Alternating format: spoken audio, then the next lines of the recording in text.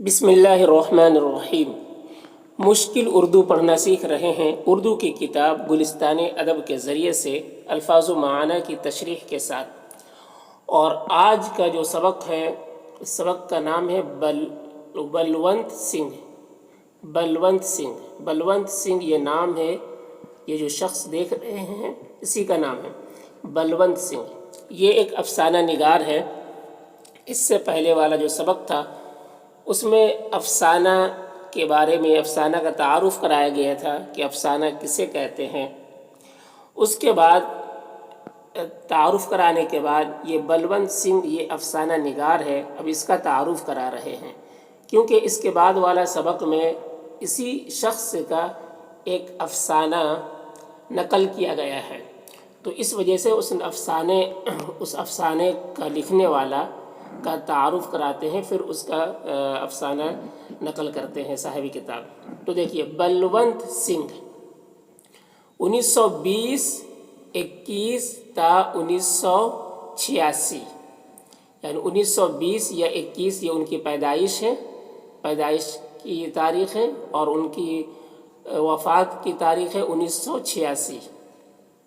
تو 20 یا 21 یہ جو شک ہے کہ 1920 سے یا 21 میں پیدا ہوئے تھے، اس میں تھوڑا شک ہے، اس وجہ سے دو بات لکھی گئی، 1920 یا 21 تا 1986۔ تا مطلب تک، یعنی اس تاریخ سے پیدا ہوئے اور اس تاریخ تک رہے۔ دیکھیے، بلونت سنگھ ضلع گوجرانوالا میں پیدا ہوئے۔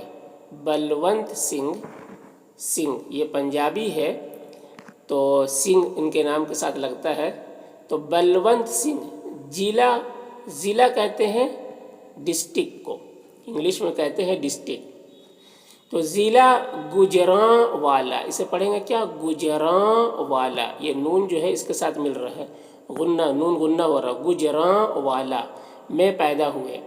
گوجرانوالا یہ ضلع ہے یعنی ڈسٹرکٹ ہے۔ یہ کہاں ہے؟ یہ پاکستان میں ہے۔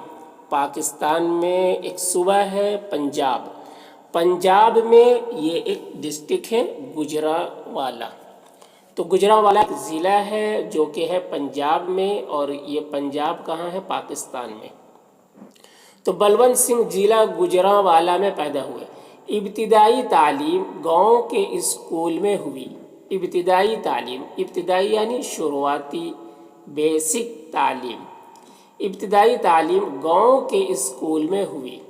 میٹرک دہرادون کے کیمبرج اسکول سے پاس کیا۔ میٹرک یعنی 10th کلاس کو میٹرک کہتے ہیں۔ تو میٹرک دہرادون یہ انڈیا میں ایک شہر ہے، انڈیا کے اندر ایک اسٹیٹ ہے اتراکھنڈ کے اندر ایک شہر ہے دہرادون۔ تو یہ دہرادون ایک شہر ہے، اور یہ اتراکھنڈ کا کیپٹل بھی ہے، یعنی راجدھانی بھی ہے۔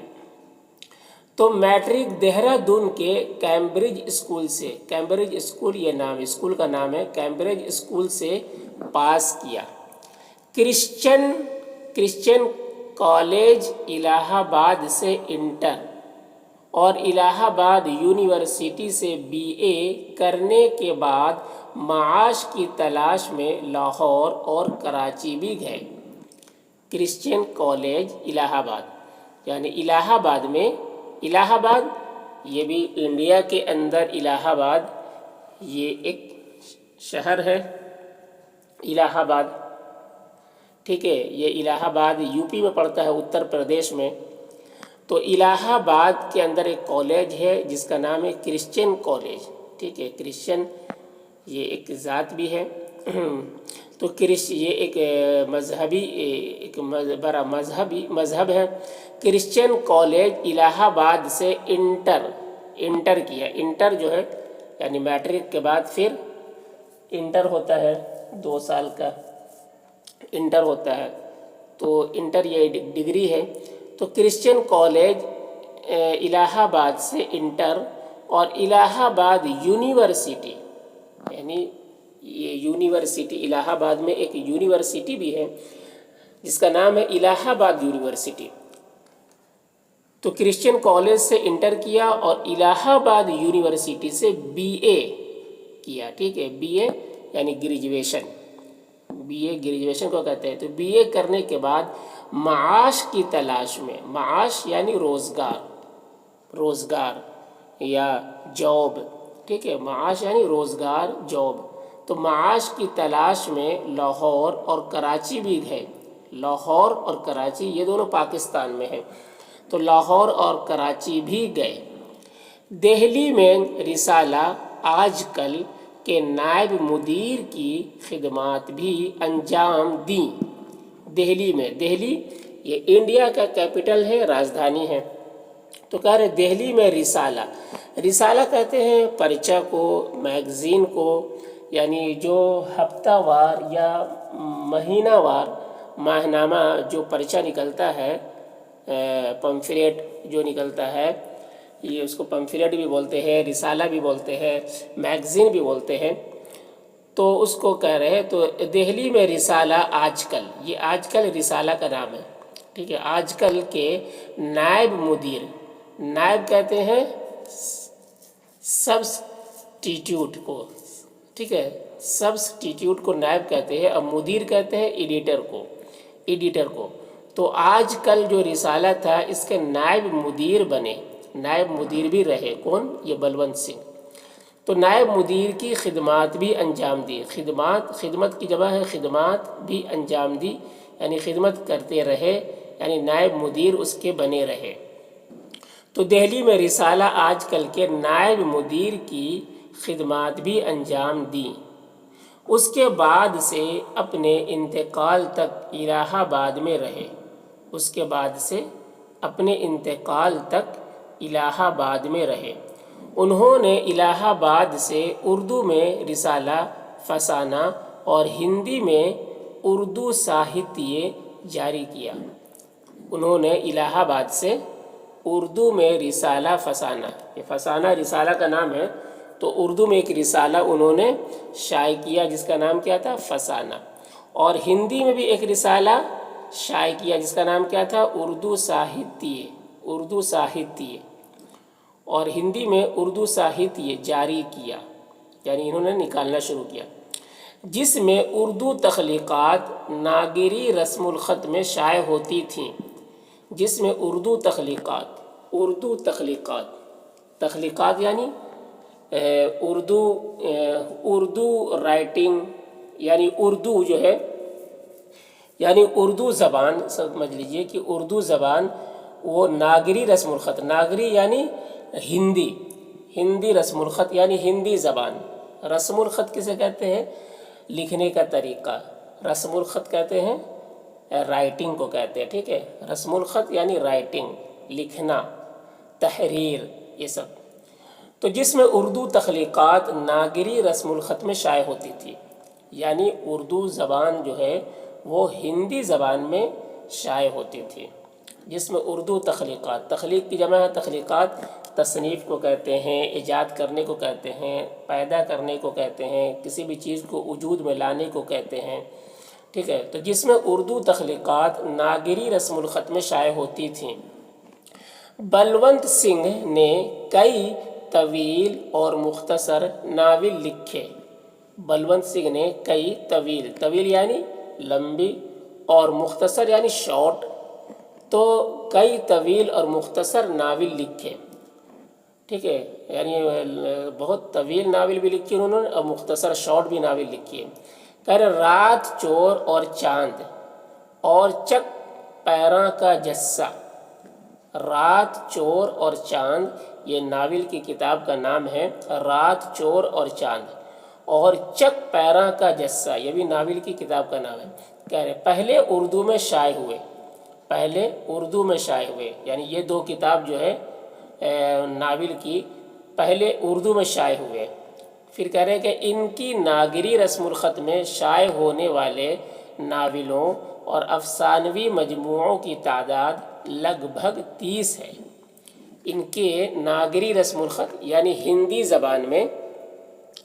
ज़बान में शाये होने वाले यानी छपने वाले नावलों और अफसानवी, नावल यानी लंबी कहानी और अफसानवी यानी शॉर्ट कहानी, مجموعوں، افسانوی مجموعوں، مجموعہ یعنی کتاب کہہ لیجئے، کتاب کہہ لیجئے، افسانوی مجموعوں کی تعداد لگ بھگ 30 ہے، لگ بھگ 30 ہے، یعنی 30 کے لگ بھگ ان کی ناول اور افسانوی کتاب شائع ہوئی ہے ہندی میں۔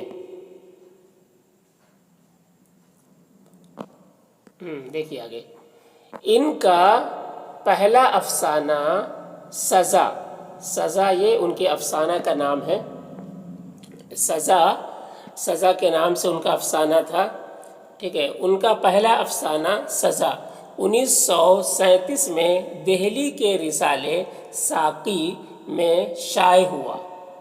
دہلی سے ایک رسالہ نکلتا تھا ساقی کے نام سے، تو اس ساقی جو ہے، اس ساقی کے نام سے جو یہ رسالہ نکلتا تھا، اس میں ان کا ایک افسانہ سزا کے نام سے اس رسالے میں شائع ہوا، ٹھیک ہے۔ ان کا پہلا افسانہ سزا 1937 میں دہلی کے رسالے ساقی میں شائع ہوا۔ جگا، تارو پود، ہندوستان ہمارا، پہلا پتھر، بلونت سنگھ کے افسانے اور سنہرا دیس ان کے اہم افسانوی مجموعے ہیں۔ تو یہ سب افسانہ کا نام ہے۔ کیا کیا نام ہے؟ جگا، تارو پود، یہ سب ان کے افسانہ ہے، اس کا نام ہے۔ جگا، تارو پود، ہندوستان ہمارا، پہلا پتھر، بلونت سنگھ کے افسانے اور سنہرا دیس ان کے اہم افسانوی مجموعے ہیں۔ اہم یعنی امپورٹنٹ، افسانوی مجموعے ہیں یعنی افسانے کی کتاب ہے۔ کہہ رہے بلونت سنگھ کے ابتدائی افسانوں میں پنجاب کی دیہی زندگی کا بہت جیتا جاگتا نقشہ کھینچا گیا ہے۔ بلونت سنگھ کے ابتدائی افسانوں میں، ابتدائی یعنی شروع میں جب انہوں نے افسانہ لکھنا شروع کیا تو اس میں کہہ رہے ہیں کہ ابتدائی افسانوں میں پنجاب کی دیہی زندگی، دیہی یعنی دیہاتی، تو پنجاب کی دیہاتی زندگی کے بارے میں ہی اسی کا نقشہ کھینچا کہ پنجاب کے اندر دیہات کی زندگی کیسی ہوتی ہے، تو اپنے افسانہ میں اسی کا نقشہ کھینچا ہے، اسی کا تذکرہ کیا، اسی کو بیان کیا ہے۔ کہہ رہے بلونت سنگھ کے ابتدائی افسانوں میں پنجاب کی دیہی زندگی کا بہت جیتا جاگتا نقشہ کھینچا گیا ہے۔ اسی بنا پر کچھ لوگوں نے فرض کر لیا یعنی مان لیا کہ بلونت سنگھ صرف پنجاب کے دیہات اور سکھ کرداروں کی زندگی کے عکاس ہیں، کہ بلونت سنگھ صرف پنجاب کے دیہات اور سکھ کسے کہتے ہیں؟ یہ پنجاب کے رہنے والے، یہ سکھ اس کو کہتے ہیں۔ پنجاب کے رہنے والے کو سکھ نہیں کہتے ہیں، بلکہ سکھ جو پنجابی جو مطلب سکھ یہ ایک مذہب ہے، ٹھیک ہے، جو لوگ سر پہ پگڑی باندھتے ہیں اور ہاتھ میں تلوار وغیرہ لے کے رہتے ہیں، ٹھیک ہے، تو سکھ یہ ایک مذہب ہے۔ کہہ رہے ہیں اور سکھ کرداروں کی زندگی کے عکاس ہے، عکاس یعنی روشنی ڈالنے والے ہیں، یعنی افسانہ لکھنے والے ہیں، یعنی صرف انہی کے بارے میں افسانہ لکھنے والے ہیں۔ تو عکاس کا مطلب روشنی ڈالنا، کہ بلونت سنگھ صرف پنجاب کے دیہات اور سکھ کرداروں کی زندگی کے عکاس ہیں، جبکہ حقیقت یہ ہے، حقیقت یعنی سچائی یہ ہے کہ ان کا افسانوی کینوس خاصا وسیع ہے، کہ ان کا افسانوی کینوس یعنی افسانوی کینوس یعنی افسانے کا میدان، یعنی ان کا افسانے کا جو فیلڈ ہے، افسانہ لکھنے کا جو فیلڈ ہے وہ بہت وسیع ہے۔ تو کینوس کسے کہتے ہیں؟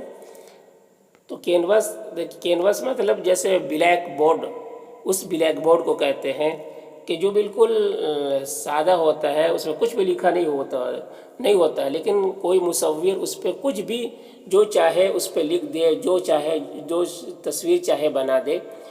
تو ایسا ہی بلونت سنگھ بھی ایسا ہی تھے کہ ان کا افسانہ میں اتنی مہارت تھی کہ کچھ بھی کوئی بھی افسانہ جو افسانہ چاہے وہ لکھ دیتے تھے. ٹھیک ہے، تو یہ ہنر کی بات یہاں پر ہو رہی ہے کہ ان کا افسانوی کینوس خاصا وسیع ہے. یعنی ان کے افسانہ لکھنے کا جو میدان ہے، ان کا جو فیلڈ ہے وہ کافی وسیع ہے. یعنی ان کو بہت مہارت ہے اور ہر چیز پہ وہ افسانہ لکھتے ہیں. ایسا نہیں ہے کہ صرف پنجاب کے دیہات زندگی کے بارے میں اور سکھوں کے کرداروں کے بارے میں ہی وہ افسانہ لکھتے تھے، ایسا نہیں ہے، بلکہ ہر معاملے میں وہ افسانہ لکھا کرتے تھے. تو یہ ان کا تعارف تھا.